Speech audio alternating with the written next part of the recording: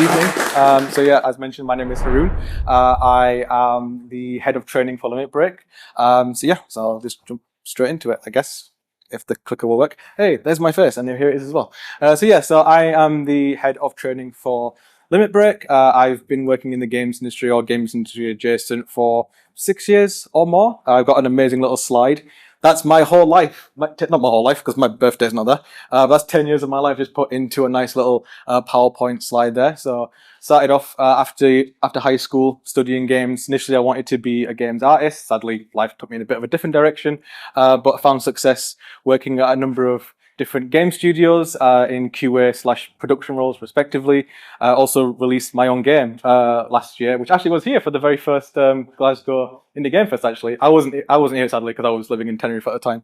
I really wanted to come, but I couldn't make it. Sorry. But I've done other things around the industry as well. I've written a book about QA testing. I've done different talks, STEM stuff, like events like this, and also been doing Limit Break. If you ever Google my name, you'll just see I'm just juggling so many balls. It's a miracle that I haven't broken down from mental stress yet, but I love it. It's a lot of fun. But I'm going to spend a few minutes just talking about Limit Break in case you haven't heard of us before. Like I said, what is it? Just talk about the good work that the Limit Break team actually does. So Limit Break is one of the UK games industry's largest mentorship programs. It started back in 2019 by game developer Anissa Sanusi. Initially, it was just a London-based sort of event with about 100 people. But over the years, it has expanded. So we've added sort of like remote options. So people from any part of the UK can join together remotely to enter into mentorships. So we've been running now for, I think this is our 7th year. So we've been around for a while. So just a comparison to how big it is. So in the first year, we had around 100 members. That's both mentors and mentees, respectively. And this year and last year, we had over 1,000 members. And so it's grown exponentially over the last few years. And none of it's possible without the amazing commit members. You can see there that was that developed not too long ago. They're people who work within the games industry, so they're volunteering their time and effort to help run this amazing program. And primarily, Limit Break is to provide mentorships for people from marginalized groups, or say genders, sexualities, ethnic backgrounds, disabilities or neurodiverse backgrounds, providing people who want to get into the industry or are working in the industry, getting them to match with people who are already established in the industry so they can give them sort of mentorships to kind of help further their goals and their aspirations. So some of the values of Limit Break, so informality. So with our mentors and mentees, we don't have like a strict limit on what the mentors and mentees need to meet. We recommend like one meeting a month, but it's entirely up to you. You can do like 2 a month, 3 a month, or maybe 1 every day. If you did, that's crazy. But it's entirely up to you, like how you want your mentor-mentee relationship to be. So rapport. So what's really important is that we want to make sure that you are getting the best mentorship possible. So you're matching with potential mentors and mentees who have similar interests. So we use a system called Pushfar, which is a mentorship platform. So essentially you create your own sort of like profile, you put your interests, what things like what specific skill sets, sort of education background, etc. And you can search up people like mentors and mentees who have sort of similar interests. You can DM them, say, hey, I might want to enter into like a mentorship with you. You can kind of communicate and see how it goes from there. But don't worry if you do end up becoming a mentor or mentee, like say this year or next year. We do have a manual matching process as well. So if you can't find someone, we will do our best to kind of match you with someone who fits your needs. Quality, conversation, and measured effectiveness. So we're constantly trying to improve Limit Break as much as possible. So we take on people's feedback and we try to expand and make the mentorship as best as possible. So for instance, we have the training team to help provide like sort of resources and training around our life mentorship. We recently, for the last 2 years now, we've had an accessibility team to kind of deal with any kind of accessibility issues that the program might have. But also we want to train people up as well. So if you are someone who wants to be a mentor, we provide free resources. We provide other opportunities such as like talks, roundtable discussions that will help you kind of like, engage with the community and also kind of just further your soft skill sets as well. I should have brought water. I had like soda today, so I'm just like really dried. So apologies. And main thing is that we're open to any level as long as you meet our entry requirements. So if you're just starting in the games industry, or even if you're like a CEO or like in a leadership position, life is one big lesson. We're always constantly learning. So it doesn't matter if you're just starting out or if you are like a leader of a game studio. There's always something that you can kind of learn and develop on. With our mentors, we're kind of open to anyone who works in the games industry, as long as you have, I think, minimum 3 years of industry experience. Because we'll make sure that obviously, like, our mentors are getting sort of the best possible mentors available. And lastly, just kind of a shout out to our sponsors as well. Like, we've got our community members who volunteer their time, but also, we get support from numerous sort of like AAA, AA developers who help, kind of make Limit Break a reality. Okay, that's enough of me talking about Limit Break specifically, so I can go on to this other mentorship stuff as well. So before I start about how mentoring can help you, I want to kind of to explain the difference between sort of tutoring and mentoring, because sometimes people kind of confuse it and think being a mentor means basically being a teacher. There is some overlap, but they're two very distinct things. I guess the formatting on my thing is kind of messed up, so apologies there. I put it into PowerPoint and then it converted it, and I don't know what happened there. But it's fine, you can read it. But yeah, so tutoring is more specifically about developing a specific skill set. It could be a vocational, it could be like, electrical engineering, it could be game development, academia, whatever it may be. You have a teacher who is there kind of teaching you from the ground up those specific skill sets. And as you know from like in education, you get assessed on those, you might get a certificate or whatever. And it's mostly kind of like dictated, strong word to use, apologies, but by the teacher. Like, they're the ones that are kind of like saying, this is the curriculum, this is what we're teaching. The students don't really have a say in that. Whereas mentoring is different. It's all about forming, first and foremost, a human connection. It's about forming a relationship with your mentee. Your mentor is there to help guide you. They're there to give you sort of advice, assistance, and help you along your path. Again, there can be some overlap a little bit with teaching as well, but I think the main thing is like, a mentor's not there to kind of teach you from the ground up. So if you're thinking, oh, I want to be a games artist, and you know nothing about Blender or Autodesk Maya, no one's going to mentor you to become an artist, because they're not there to teach you. They're there to kind of help you. So maybe you have some base knowledge. They're there to guide you along. So okay, I can give you some advice about X, Y, and Z, but it's up to that mentee to kind of take those lessons and that advice, and adapt it to their needs. If you want a teacher, obviously you get a teacher. And one thing about difference with mentoring as well is, majority of the time it's voluntary. A lot of people are willing to give their time out for free to help people. There are some people that will do paid mentorships. I can talk about that for ages, but I'm not like kind of against it a little bit.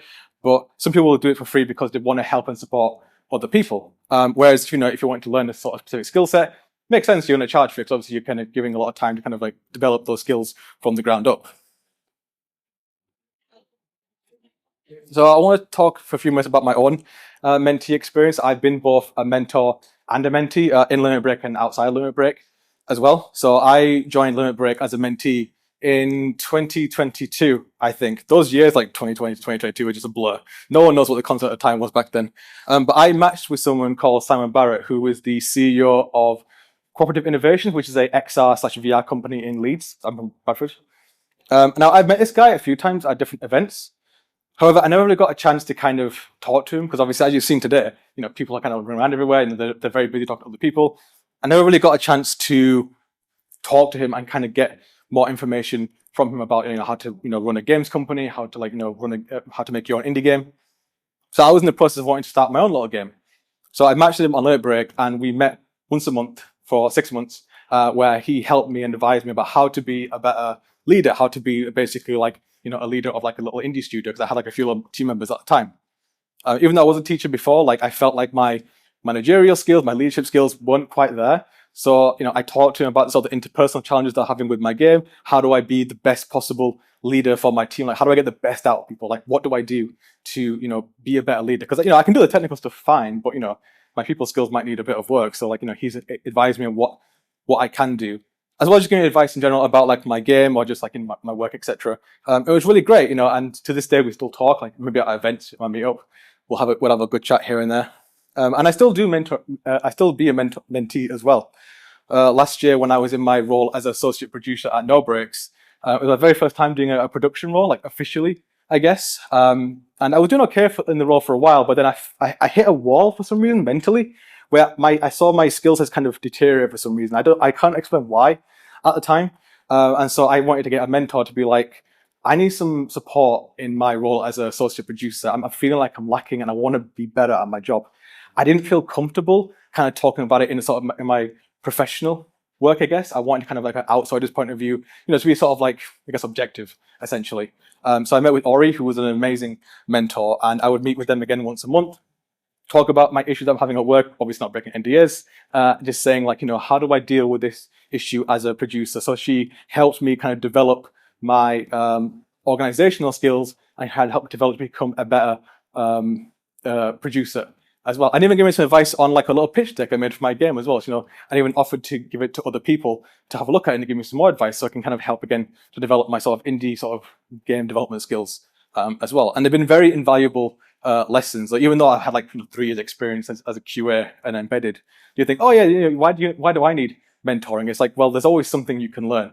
And it was really invaluable help and support that I needed to kind of grow into my roles.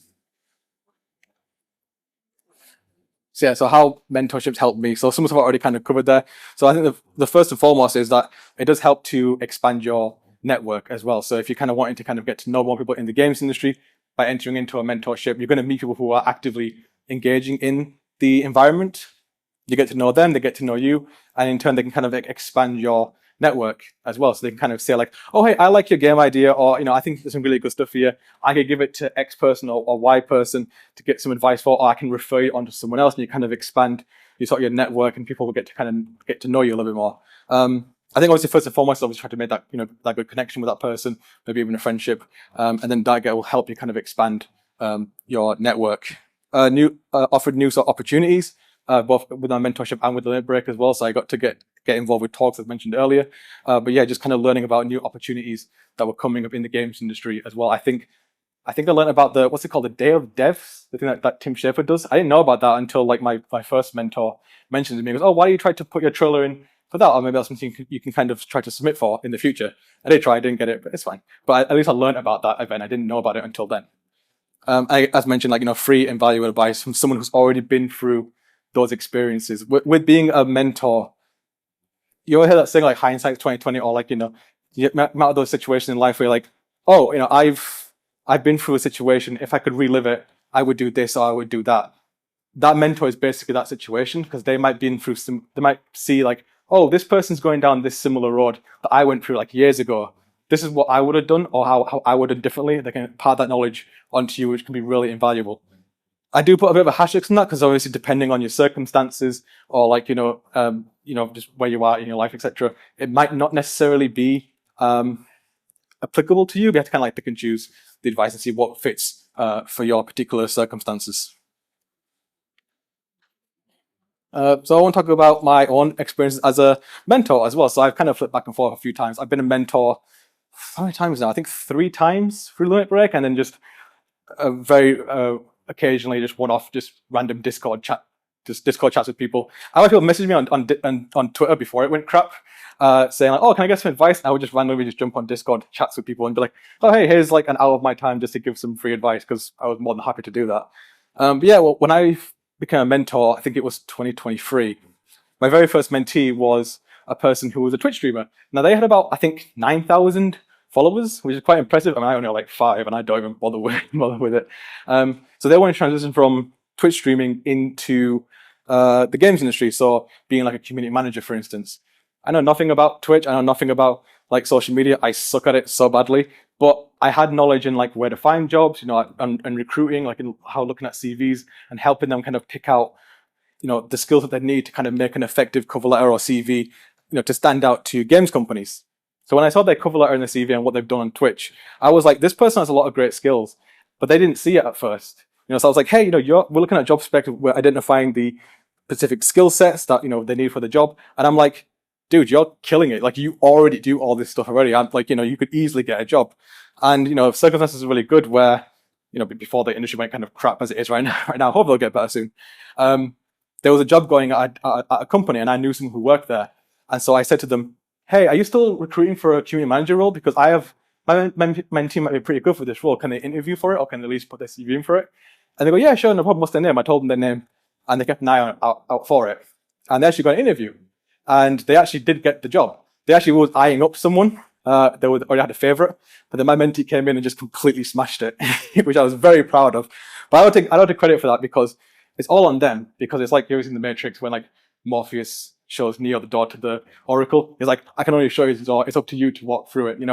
I might have helped to showcase that opportunity, but it's their skill sets, their determination, what they were capable of doing, that got them that job. If they went in and they weren't great at it, obviously they wouldn't have gotten the job. So, a good mentor will kind of highlight, the best qualities in you and will showcase that to you and make you feel just alive. Like, yeah, no, I can do this. I remember watching one of their Twitch streams. They were talking about me and they were even mentioning about like, how like I helped kind of uplift them, which is a great feeling. I'm so happy that I was able to help them get their very first games job. And again, I've done a few more mentoring as well, where I've helped someone who was a teacher as well. So I use a lot of my own personal experiences as a teacher, help advise them. So I was like, oh, this is what I used to do when I was in a teaching role. Maybe this might be useful for you. Advice on like all of the educational routes, and also some of the pitfalls and perceived failures that I went through, and talked about how they could avoid those as well to kind of help them kind of grow and develop into their role. And again, they did really great, and we do kind of keep in contact every so often as well. So if you do end up getting into a mentorship program, there's a few things that you should try to keep an eye out. So number one is having clear goals. Now, don't worry if you do have a mentor and you're not 100% sure what your goals are. It's up to you and your mentor to kind of like find out. Like, you've got a vague idea of it, you'll refine it. You'll highlight, like, okay, this is your long-term goal. This is what you're aiming towards. And then what we'll do is we'll create these sort of smaller, more achievable goals that will help you lead up to your long-term goal. Usually with a mentorship, your mentor's not going to be there for like your whole life. Like I said, with Limit Break, we only run like a 6-month program. So it's from like say May to November.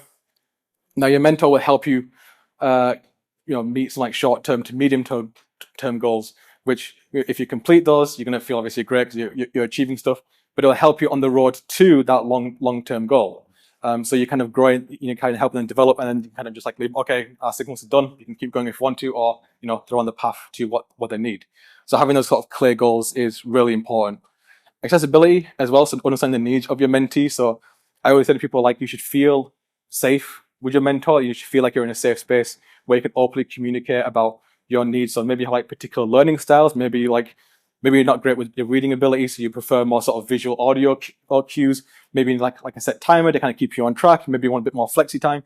All these sort of things are really helpful and valuable to anyone. So neurodiverse people, to anyone really. So if you're adaptable, it really helps them feel comfortable and makes them feel like, oh, okay, I can kind of work within this environment. I've had mentees or potential mentees talk to me about some of their neurodiverse backgrounds as well. So it's like, help me to kind of understand my knowledge about that as well. And they would tell me like, okay, this is the best way that I kind of like learn in a session. Like, oh, okay, I'll try to like, the best way kind of adapt it as much as possible. Mentee led. So as I mentioned earlier, with the difference between like say tutoring and mentoring, there's a clear hierarchy. So obviously like teachers in charge, students like way down there. They don't really know say anything. But with a mentorship program, the hierarchy of power balance should be like this. Like, it should be equal. If anything, it should be slightly more towards the mentee, because if you're a mentor, you are there for them. You are there to support them. So whatever their needs are, you should adapt to their situation. So maybe 1 week you are talking about specific goals that they're trying to reach. Maybe next week they just want to talk about some really shitty experience they had at work and just want to work through it with you, which is totally fair. You've got to adapt to what they need.